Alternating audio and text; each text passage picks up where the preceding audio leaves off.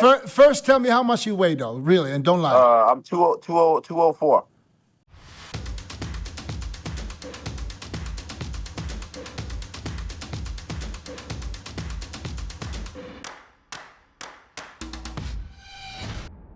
What's up guys and welcome. You are watching Fazi Fitness. So let's start this video with 1 week out physique update of William Bonac, the sprint pro champion from this year. So him, Behrouz Tabani and Nathan Diasha, they are shutting the season down after this year's Dubai Pro, which is happening next weekend. So Rubel Mosquera on the other hand, he intends to do the show in Italy, and that is going to be against Hunter Labrada if he doesn't win in Dubai.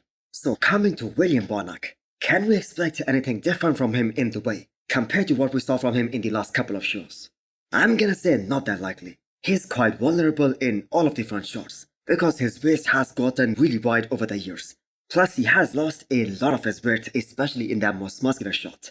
And the fact that he is 40 years old now, it's more visible than ever. So William Bonac is gonna be the guy who is most likely gonna be the least impressive guy when it comes to taking space on the stage, when it comes to being wide on the stage. Because the thing is, the guys he's battling, they are all taller guys. They are more static. They have better flows. Now, William Bonac on the other hand can rely on his density, his muscle maturity, and his experience.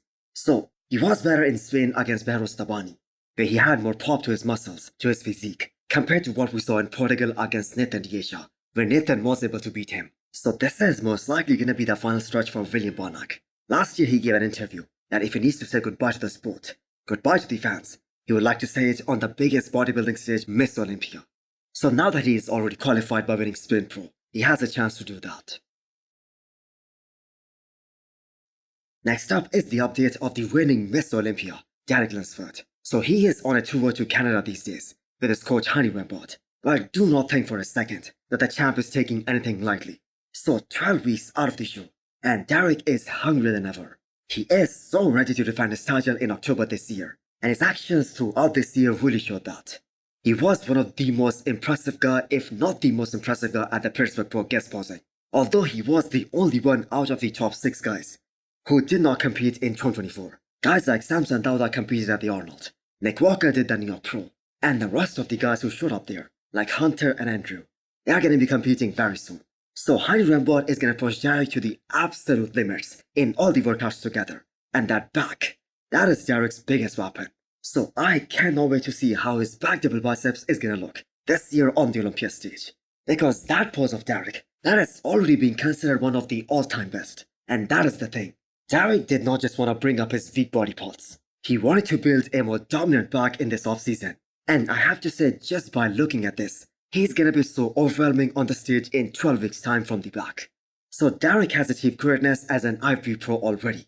Looking back at his physique from 2017, and he made his 212 Olympia debut to his last Mr. Olympia, he has been able to put on so much size while maintaining all his beautiful lines of statics. In fact, his proportions have gotten even better. So from 2017 to 2023, he has been a 212 champion as well as the men's Open Olympia champion, which is something nobody has ever achieved before. Next up, we have an update from the Persian Wolf, Hadi Choopan. Always great to watch the former Miss Olympia lift enormous amount of weights. And maybe that's the reason Hadi Choopan has that insane density and that unreal muscle maturity that comes with years and years of heavy training.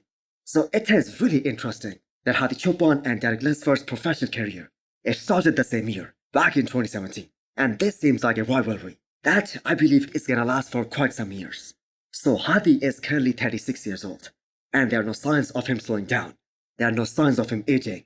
So a lot of people had a lot of doubts when Hadi was prepping for this year's Arnold after what happened at the Olympia last year. And a lot of the predictions, they had Samson Dauda winning the show. The main criticism for Hadi was that his waist isn't looking the same as it was back in 2019. And some people were saying that his conditioning hasn't been what it used to be. But Hadi just shut everyone up. The moment he walked out on that Arnold Classic stage and hit that front relaxed pose with the vacuum, that I have to say was a pure domination by Hadi Choopan. And right now at this moment as we speak, Hadi and Derek, they are in a league of their own. And if both these guys are at their absolute best, we are gonna have a repeat of the same top 2 as we have been getting for the last 2 years. I am sure everyone who followed bodybuilding in the early 2000s, they know this name, Melvin Anthony, arguably the greatest poser of all time. He was a top Olympian in his heydays, when he placed as high as top 5 at the Olympia, and later he placed top 6 multiple times during his career. I don't think anyone could move the way Melvin moved on the stage. He owned the stage while posing, and that is why people still remember him to this day. So Melvin right now is 50 years old, and he was a guest on the Menace podcast, and you guys will be shocked to see the same way Dennis James and Chris Cormier were to see Melvin's current physique. Nothing but absolute respect for this man for maintaining such an elite physique, even at this age. Stay myself. What are you talking about? Stay up in here, boy. Stay up in here, boy. What you talking about? Should I turn around to the back, put these legs out on your ass, Chris? Because it's way past June. Huh? It's way past June. What are you talking about? What should I put his shoulders out on you, boy? You don't want none right now. So Melvin's name was really tarnished after his retirement on that 10 years prison sentence that he got for carrying an illegal weapon. But he seems to be in great spirits right now. So if you really want to know how great Melvin looked in his prime, you guys should go and watch his routine from the Ironman 2001. That physique and the posing routine was absolutely flawless. Yeah. Let's see the wheels. There you go. Let's see the wheels. Wheels? First Pick of all, that ladder up. Pick that ladder up first of off all, the Will, ground. what are you talking about? What? First Yeah. of all, Will. Chris, we cannot. You can't, Chris. You can't. None of us can. Come on, Chris.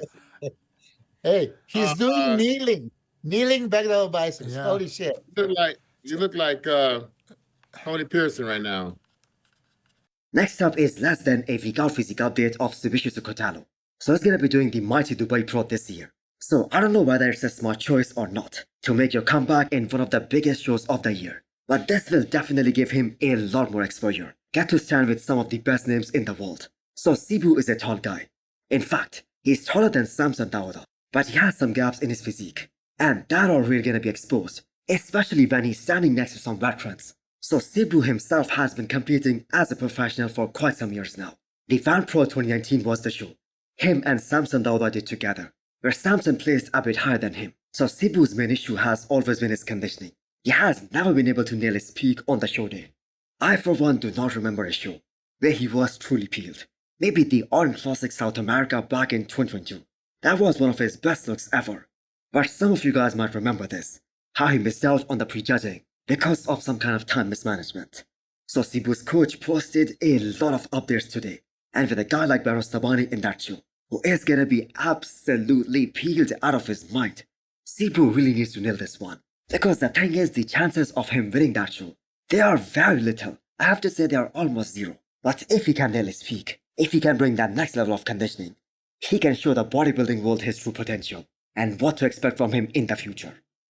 So hit the thumbs up button if you liked the video, and smash the subscribe button if you wanna come back for more.